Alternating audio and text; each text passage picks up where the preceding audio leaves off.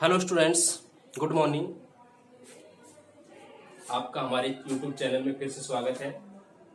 Dear students, आज का topic है electric field due to electric dipole.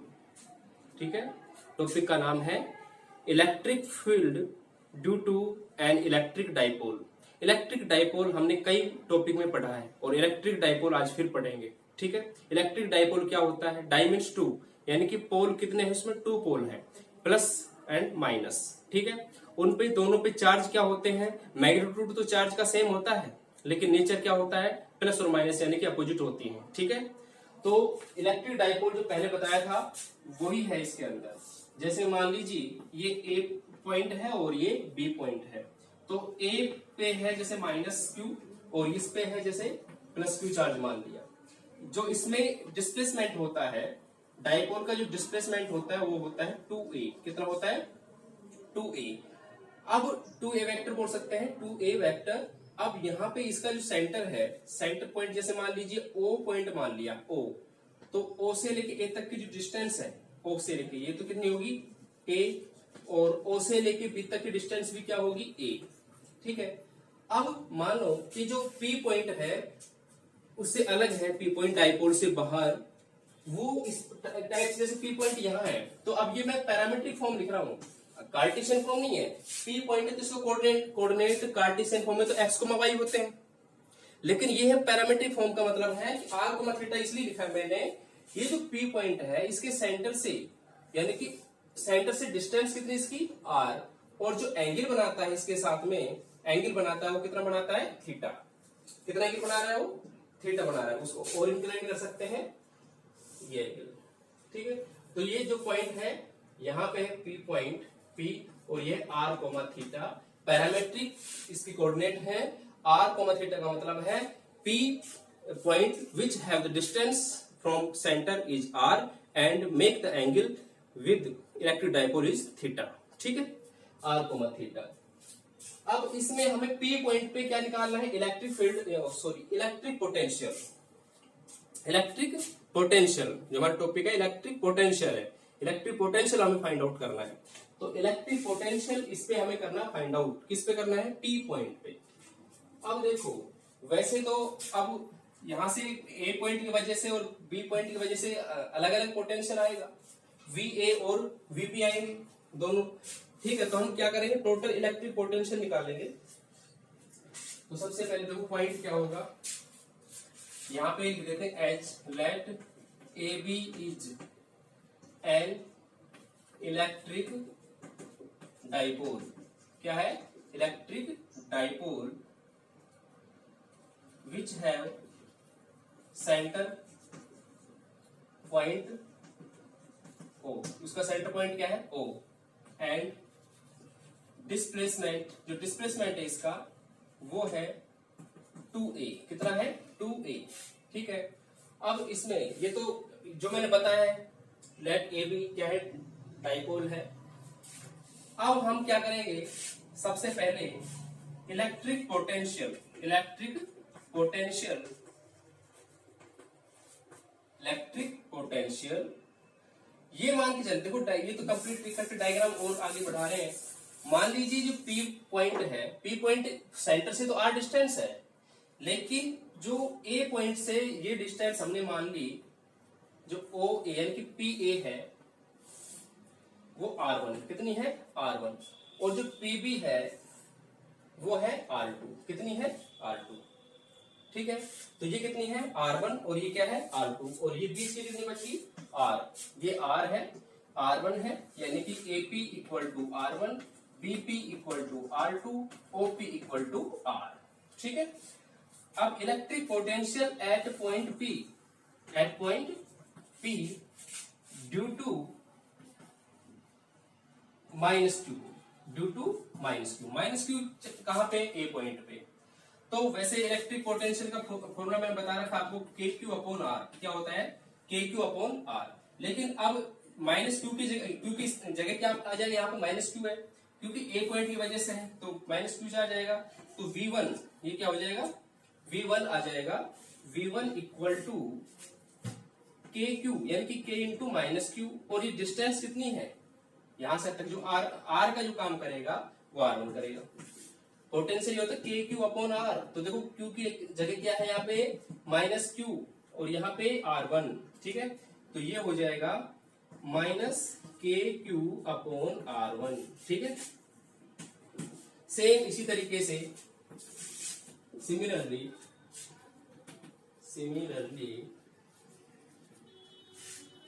Electric potential, ये जो पी लिखा है यहाँ पे electric potential due two plus Q, charge किसकी वजह से प्लस क्यू की वजह से, यानी कि बी की वजह से प्लस क्यू की वजह से पी पॉइंट पे जो पोटेंशियल होगा वो होगा V2, क्या जो कर रहे हैं V2, वो V1 हो गया। अब ये होगा के क्यू अपॉन R2, क्योंकि प्लस क्यू है, क्या हो गया प्लस क्यू, तो ये हो गया आपका के क्यू अपॉन में R2। अब टोटल की बात करें तो उसमें बताया था मैंने एल्जेब्रिक सम होगा, क्या बताया था एल्जेब्रिक सम है। तो जो टोटल इलेक्ट्रिक पोटेंशियल होगा डाइपोल की वजह से, लिखेंगे therefore total electric potential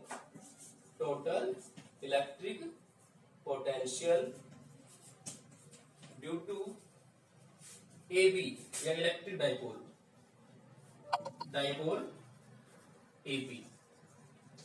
AB dipole की वजह से जितना इलेक्ट्रिक पोटेंशियल होगा वो क्या होगा, टोटल V एज्यूम कर रहे हैं और V1 प्लस में V2 टोटल इलेक्ट्रिक पोटेंशियल है, वो क्या होगा एल्जेब्रिक सम होगा।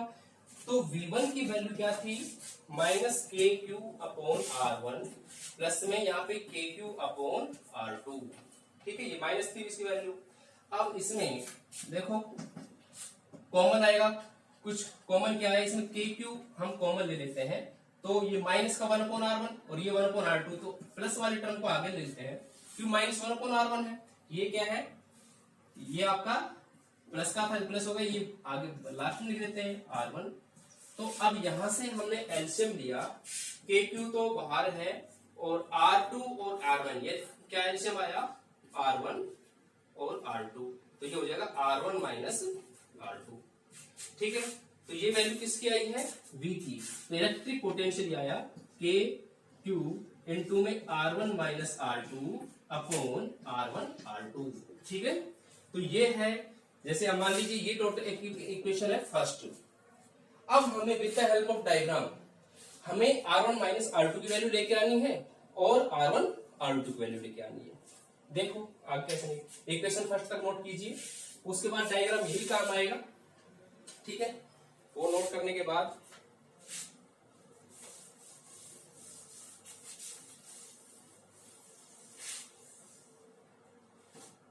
अब इसमें क्या करना होगा, यहाँ पे सबसे पहले तो एक कंस्ट्रक्शन करनी पड़ेगी कि जो परपेंडिकुलर डालेंगे, यानी कि थीटा है, तो यहाँ पे जैसे मान लीजिए ये जो यहाँ से कंस्ट्रक्शन करेंगे बी डी और ये 90 डिग्री है, क्या है ये 90 डिग्री, क्योंकि यहां से यहां तक की डिस्टेंस क्या है a, तो जो BD है ये हो गया।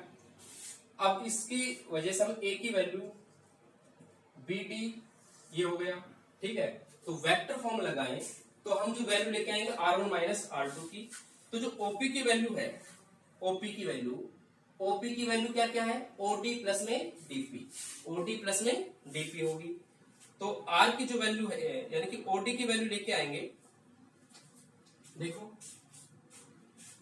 डायग्राम के अनुसार OP की जो वैल्यू O से लेके जो P तक की डिस्टेंस है ना वो 2 में कवर कर दी है, ठीक है। हमने कंस्ट्रक्शन क्या कर दी है कि यहाँ पे जो BT है ना परपेंडिकुलर किसके ऊपर है OP पे, ठीक है। तो OP equal to OD plus DP, ठीक है, OD प्लस DP। तो DP यहां से यहां तक की है और OD यहां से यहां तक की है। तो OP की जो वैल्यू है, सबसे पहले देखो अब यहां से लेकर OD की वैल्यू निकाल सकते थे, OD की वैल्यू निकाल सकते, कैसे निकालेंगे, क्योंकि मान लीजिए ये पॉइंट A और ये गिवन है OB और ये क्या है हमें निकालनी है, तो हमेशा जो एंगल बनता है वो हाइपोटेनियस और बेस के बीच में बनता है। तो बेस अपॉन हाइपोटेनियस यानी कि फ्रॉम ट्राइंगल ODB से क्या मिलेगा कोस थीटा क्या होता है बेस अपॉन हाइपोटेनियस, तो बेस कितना है इसका, ये होगा, क्योंकि ये तो हाइपोटेनस होगा भाई, ये इसका परपेंडिकुलर होगा, ये बेस होगा। तो कोस थीटा इक्वल टू ये आया ओडी अपॉन हाइपोटेनस है ओबी, ठीक है। तो कोस थीटा आया, ओडी की वैल्यू हमें निकालनी है, तो ओबी की वैल्यू क्या थी ए, तो ओडी की वैल्यू क्या आई a cos of theta, a cos theta, ठीक है। अब एक तो ये होगा, जैसे मान लीजिए इक्वेशन नंबर 2 है, इक्वेशन 2, इक्वेशन 3, और एक चीज और नोट करनी इसमें कि जो ओडी है ना, ओडी, ओडी की वैल्यू क्या है यहाँ पे, और जो ये आगे इसके अंदर, और जो डीपी है, डीपी, डीपी की वैल्यू हम एज्यूम करेंगे कि ये इसके अंदर अबाउट इक्वल, यानी कि लगभग सेम है, जितनी ये वैल्यू है ना उतनी ये मानेंगे हम, क्योंकि इक्विवेलेंट मान लेंगे कि ओबी के इक्वल है ये, ठीक है। डीपी इक्वल ओबी के है नहीं, लेकिन डायग्राम से क्या है, लगभग हम एज्यूम करेंगे इसको, ठीक है। तो ये ओबी किसकी वैल्यू है, ओबी किसकी वैल्यू आर की, तो डीपी को एज्यूम करेंगे R2 के बराबर, किसके बराबर, R2 के बराबर, तो डीपी को हम ये करेंगे, ठीक है। तो इसके बाद देखो ये वैल्यू हम पुट करेंगे, किसमें पुट करेंगे, 2 के अंदर, ठीक है। 2 के अंदर देखिए, ये इक्वेशन फर्स्ट तक है, इससे पहले का मैं निकाल रहा हूं, इससे पहले का फर्स्ट है, ये वैल्यू की आवश्यकता पड़ेगी इसमें, और फ्रॉम इक्वेशन 2, 3 एंड 4 में देखो ओपी की जो वैल्यू आई, ओपी क्या था, ओपी, ओपी इक्वल टू, जिस दोबारा लिख रहा हूं, OP equal to OD plus में डीपी, तो ओपी है आर, क्या है आर, और ओडी की वैल्यू हमने निकाली ए कोस थीटा, और डीपी की वैल्यू कितनी आई, ओपी की इक्वल माना तो ओपी कितना था R2, तो ये है R2, ठीक है। तो ये हो जाएगा आर की value I a cos theta plus में R2, ठीक है। या फिर R2 की वैल्यू लेके आए, तो R2 की वैल्यू कितनी आई, R माइनस का a cos of theta, R2 equal R minus a cos theta, equation number 5। Same इसी तरीके से R1 की वैल्यू लेके आएंगे, किसकी वैल्यू लेके आएंगे, R1, ये वैल्यू लेके आए, तो ये बताओ कि R1 में ये जो वैल्यू है A है, और A के अंदर क्या ऐड हो गया, ये है, तो अब A प्लस में OP, A प्लस में OP equal to R1, resultant वाला फॉर्मूला लगाएं तो क्या हो जाएगा, इसके अंदर वैल्यू आ जाएगी इसकी फ्रॉम ट्राइंगल APO, इससे, यानी कि ये रिजल्टेंट है, यानी कि ये डायरेक्शन है, जैसे मान लीजिए ये डायरेक्शन है और ये है, तो अब यहां से यहां जाए, यहां से यहां जाए, तो इसका रिजल्टेंट वेक्टर बनता है। तो R1 की जो वैल्यू है वो A प्लस में OP, A प्लस में OP, ये A है और प्लस में क्या है OP, तो क्या मतलब है इसका कि जो OP है R हो जाएगा, तो R1 की जो वैल्यू है वो हो जाएगी R प्लस में A cos theta, R plus में A कोस थीटा आ जाएगा, क्योंकि AP की वैल्यू निकाल रहे हैं, वो डायग्राम समझो, जिस तरीके से मैंने वो निकाला था, तो AP A से P है, वो जो वैल्यू होगी AP वो आ गया CP के इक्वल, किसके इक्वल आ जाएगा, CP के इक्वल आ जाएगा, वो कैसे, अब जैसे मैंने ये पॉइंट, जैसे मान लीजिए ये पॉइंट है, यहां से कंस्ट्रक्शन कर रहे हैं, यहां ये है सी पॉइंट, ये सी पॉइंट है, ठीक है। तो इसी तरीके से यहां पर भी हम ये 90 डिग्री है, ठीक है, और ये इसी के अंदर भी एज्यूम कर देंगे, तो एपी यानी कि सी से लेकर के पी तक की जो डिस्टेंस है वो हम एपी एज्यूम कर देंगे सीपी। अब सीपी की जो वैल्यू लेके आए, तो सीपी की वैल्यू भी किससे आ जाएगी, सी से लेकर के ये तक, यानी कि जो सीपी, यानी कि ये यहां से ओसी की वैल्यू निकाल लेंगे, ये थीटा है तो ये भी क्या हो जाएगा थीटा, ये नीचे जो बन रहा है ट्राइंगल, इसको अलग निकाल के लाता हूं, ये वाला पार्ट ओ सी और ये बन जाएगा। जब ये थीटा है तो ये भी कितना है थीटा, तो ये कितना था ए, ठीक है, और यहाँ पे ये है 90 डिग्री, ये वाला जो एंगल है कंप्लीट, सिर्फ इसकी बात करते तो थीटा ये हो गया और 90 डिग्री ये हो गया, ठीक है, ये आ जाएगा। तो ओसी की जो वैल्यू है, ओ से लेकर के सी तक की जो वैल्यू है, गिवन इसमें क्या था, ये 90 डिग्री है। तो इसमें जो गिवन है ये है बेस, ये है हाइपोटेनियस। बेस है ये क्या है, बेस, और ये क्या है, हाइपोटेनियस। ठीक है, तो बेस अपॉन हाइपोटेनियस, तो फ्रॉम ट्राइंगल या उधर फ्रॉम ट्राइंगल ओ ए सी, ओ ई सी से क्या हो जाएगा, cos theta equal to O C upon O A. तो ओ ए की जो वैल्यू है, ओ ए की वैल्यू या ओ सी की जो वैल्यू है, क्योंकि ओ ए की वैल्यू तो कितनी है, ए, तो ए कोस थीटा आ जाएगा, ओ सी की value A cos theta, a cos theta. ठीक है, सेम इसी तरीके से ये वाला सेक्शन है, इधर वाले में काम आया। तो ये वैल्यू किस में लेके आए हैं, सीपी में। तो एपी इक्वल टू सीपी, और जो सीपी जो होती है तो इसमें कहां से कहां बन रही है, देखो सी से लेके ओ पॉइंट, ठीक है, यानी कि ओ सी प्लस में ओपी। अब ये एपी है, हमने लगभग एक बार इसके माना, तो एपी की वैल्यू क्या आ गई, एक तरह से एपी की जो वैल्यू आई ओसी, ओसी की वैल्यू अभी निकाल ली हमने, कितना है, ए कोस थीटा, और जो ओपी है वो कितना है, आर, और एपी कितना है, R1। तो R1 की वैल्यू है a cos थीटा प्लस में R, ये इक्वेशन 6 है। ठीक है भाई, यहां से हमने R2 की वैल्यू निकाल ली, देखो ये R2 की वैल्यू है, ये R1 की वैल्यू है। R1 और R2 की जो दोनों वैल्यू, जो पहले हमारी इक्वेशन फर्स्ट आई थी उसके अंदर पुट करेंगे। इक्वेशन फर्स्ट है तो इसके अंदर हम पुट करेंगे। ये डायग्राम बना रखे हैं तो इसको समझना अच्छे से। ये जो डायग्राम नीचे वाला था वो मैंने साइड में बनाया है, ठीक है, कोस थीटा की वजह से दोनों के कंपोनेंट निकाले हैं। ठीक है,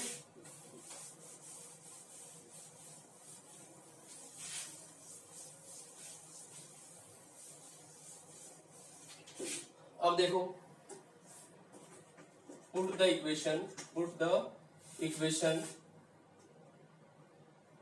या from equation 5th, 6th and first. तो v की वैल्यू आई के क्यू, R1 R2 की वैल्यू हमारे पास में है। R1 की वैल्यू कितनी आई भाई, R1 की value I a cos theta plus में R, ये तो है R1, ठीक है, ये तो है R1, माइनस R2 है R माइनस का a कोस ऑफ थीटा। नीचे R1 R2 ये मल्टीप्लाई हो जाएंगे, तो मल्टीप्लाई होगा तो देखो a cos theta plus R into में a cos theta minus R, या R minus a cos theta. इस साइड में भी आगे पीछे कर सकते हैं, R plus a cos theta हम लिख सकते हैं। ठीक है, अब ये फॉर्मूला बन गया के क्यू। यहां पे देखो ब्रैकेट और वो ये माइनस है, तो ये ब्रैकेट खुलेगा तो ये माइनस का है, ये क्या है, माइनस, तो माइनस, और ये क्या हो जाएगा फिर प्लस। ब्रैकेट खुलने के बाद ये तो हो जाएगा कैंसिल आउट, तो कितना है 2a कोस थीटा, नीचे a plus b a minus b, a square minus b square. ठीक है, a square minus b square. अब एक चीज है कि जो a है इज लेस देन आर की कंपैरिजन में a बहुत ही कम है, क्योंकि एक तरह से बहुत ही माइक्रो डिस्प्लेस्ड वैल्यू है a, डिस्प्लेसमेंट बहुत छोटा होता है। तो a cos थीटा भी क्या होगा, एक तरह से a cos थीटा वाली जो टर्म्स है वो नेग्लिजिबल है। क्या है वो, नेग्लिजिबल है, तो इसको हम इसकी तुलना कुछ मान ही नहीं रहे, कंप्लीटली जीरो एक तरह से। तो यही होगा, तो v की वैल्यू इसको हम क्या करते हैं, नेग्लेक्ट करते हैं। ठीक है, तो जो के क्यू इंटू में 2a cos theta upon R square, ये वैल्यू आई है। ठीक है, ओवरऑल वैल्यू ये है इक्वेशन 7, ये रिजल्ट है इसका। ठीक है, तो ये जो वैल्यू है वो है जो हमने मेन टॉपिक डाला था उसकी वैल्यू है। ये इलेक्ट्रिक पोटेंशियल है due to an electric dipole. ठीक है, और थीटा दे रखा था, आर दे रखा था, तो ये निकल गया। अब यहां से हम लिख सकते हैं कि जो वी की जो वैल्यू है, अब स्पेशल कंडीशन भी ले सकते हैं, तो वी की वैल्यू के बाद स्पेशल कंडीशन। स्पेशल कंडीशन का मतलब क्या है, थीटा भी डिपेंड एक तरह से, when theta equal to zero, theta equal to zero की वैल्यू होगी देखो v equal to K Q और 2a cos zero, cos zero की वैल्यू कितनी होगी 1, तो ये आ गया cos 0 1 हो गया, तो k q 2a upon r, और 2aq क्या होता है, डायपोल मोमेंट होता है, तो ये आ जाएगा 2k, यहाँ लिख देंगे 2a इंटू में q, डायपोल मोमेंट होता है p, स्मॉल p, तो ये हो गया k p अपॉन में r। ठीक है, ठीक है, ये क्या है, v equal to k p अपॉन में r। ठीक है, अच्छा उसके बाद ये फर्स्ट कंडीशन थी। सेकंड स्पेशल कंडीशन क्या होगी, थीटा के वैल्यू ये किस पे लिखा थे, थीटा इक्वल टू 0 किस पे होगा, ऑन एक्सियल लाइन। ठीक है, तो ये हो जाएगा ऑन एक्सियल लाइन, तो एक्सियल लाइन तो होती है on axial line of electric dipole, electric dipole पे इलेक्ट्रिक पोटेंशियल ये होता है। तो जो कांस्टेंट इनटू में electric dipole moment 2a into के, 2a इंटू जो q था उसकी 2aq की वैल्यू p है वो लिख दिया गया।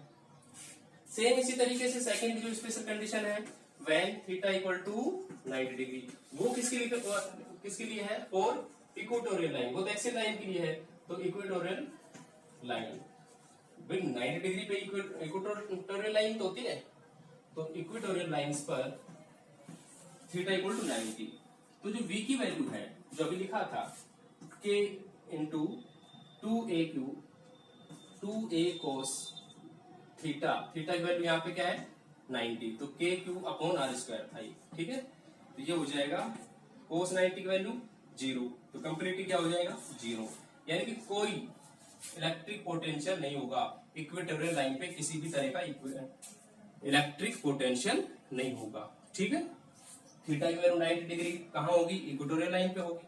ठीक है, जैसे ये डाइपोल है -q + q, तो एक तो ये लाइन थी, ये इक्वेटोरियल लाइन है, और ये एक्सियल लाइन, तो एक्सियल लाइन पर था मैक्सिमम, ये तो क्या था मैक्सिमम, और यहाँ पे था 0, यहाँ पे क्या हो जाएगा v की वैल्यू 0, और यहाँ पे था v मैक्सिमम।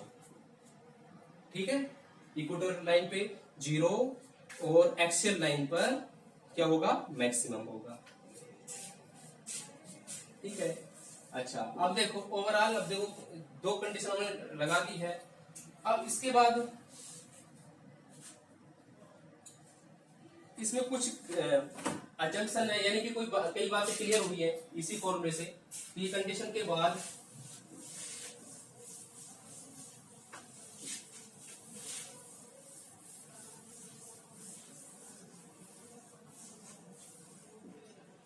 ओवरऑल फॉर्मूला क्या आया था, k इंटू क्यू, और ये आया था 2a cos theta upon r square, ये आया था। तो फर्स्ट लाइन है, it is clear that electric potential, electric इसी फॉर्मूले के अंदर, क्योंकि जो इलेक्ट्रिक पोटेंशियल वो directly proportional to the charge. ठीक है, और किस पे डिपेंड करता है, चार्ज पे डिपेंड करता है, या कह सकते हैं इसको, ये 2aq की वैल्यू है k into p cos of theta, नीचे r square, 2 into a into q बताया था डाइपोल मोमेंट, क्या बताया था ये डाइपोल मोमेंट, तो डाइपोल मोमेंट है k p into cos theta. तो it is clear that electric potential due to an electric dipole is directly proportional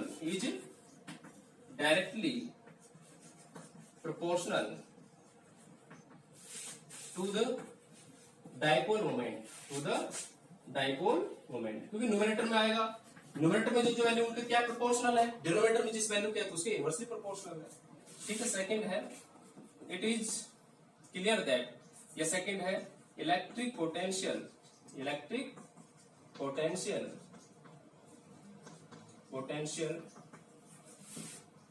is inversely proportional, ये पॉइंट लिखने जरूरी है, हर डेरिवेशन में लिखने जरूरी है, electric inversely proportional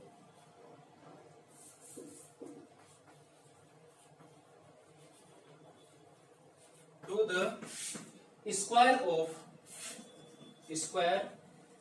of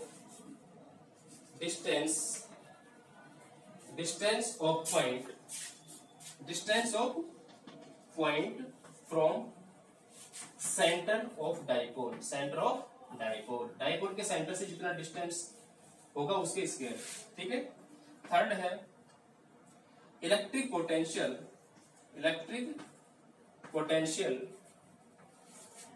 at equatorial line, ये पहले एक्सियल लाइन के लिखें, axial line, axial line of dipole, of dipole is maximum, क्या होगा इसमें मैक्सिमम। फोर्थ पॉइंट क्या होगा, electric potential, electric potential at equatorial line, equatorial line of dipole, of electric dipole is zero, is zero. ये 4 points हैं। Equatorial line पे क्या होगा जीरो, एक्सियल लाइन पे क्या होगा मैक्सिमम, ठीक है। प्रोपोर्शनल किसके होगा, डाइपोल मोमेंट के, ठीक है, डाइपोल मोमेंट के होगा। 2a into a की बात करें तो डिस्प्लेसमेंट की प्रोपोर्शनल होगा, चार्ज के प्रोपोर्शनल होगा, ठीक है, 2a। ये है ओवरऑल वैल्यू, ठीक है। इसके अंदर स्पेशल कंडीशन हम लगाई तो थीटा पर और आर पर डिपेंड कर रहा था, आर थीटा मैंने पैरामेट्रिक फॉर्म लिखा था, तो यहाँ पे थीटा कोस थीटा पे डिपेंड कर, कोस थीटा की वैल्यू है जीरो कभी मैक्सिमम, तो मैक्सिमम वैल्यू कोस थीटा क्या होती है 1, क्या होती है 1, तो 1 से ज्यादा हो नहीं सकता, जो इसकी मैक्सिमम वैल्यू होती है v जो मैक्सिमम होता है वो क्या होता है kp/r² होता है, क्योंकि कोस थीटा की सबसे ज्यादा वैल्यू क्या होती है 1 होती है, ठीक है, उससे कमी होगी ज्यादा नहीं होगी। अच्छा, अब ये मैक्सिमम है। अगर वेक्टर फॉर्म में लिखें तो वेक्टर फॉर्म में लिखें तो वैसे तो वेक्टर फॉर्म में ये क्या स्केलर क्वांटिटी है, तो वेक्टर फॉर्म में लिखें तो डाइपोल मोमेंट को लिख सकते हैं, इसी को लिख सकते हैं केवल, ठीक है 2a, क्योंकि यहाँ पे था 2a वेक्टर इनटू में q, a वेक्टर होता है, इस वजह से इसके साथ मल्टीप्लाई होने के बाद ही डाइपोल क्या बढ़ता है वेक्टर बढ़ता है, ठीक है। तो ये था आपका v मैक्सिमम, और जो इलेक्ट्रिक पोटेंशियल है वो एक स्केलर क्वांटिटी होती है, ठीक है। अगर आपको वेक्टर फॉर्म में लिखना है तो लिखेंगे तो सिर्फ इसी को वेक्टर लगा सकते हैं, फिर इस पे वेक्टर नहीं लगेगा, ठीक है।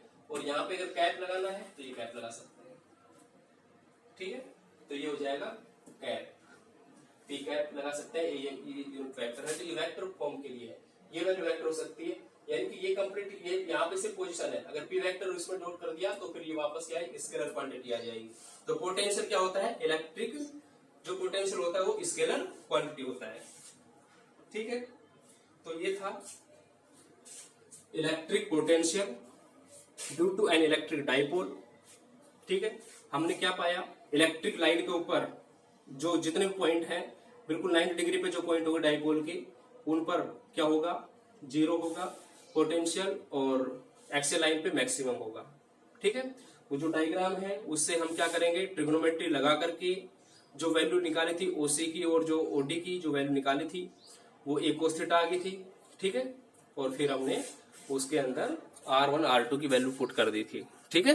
तो इस डेरिवेशन को बार बार आपको करना है, प्रैक्टिस करनी है डेरिवेशंस की, ठीक है, बिना प्रैक्टिस आपको नहीं आएंगे समझ में, ठीक है। Thank you.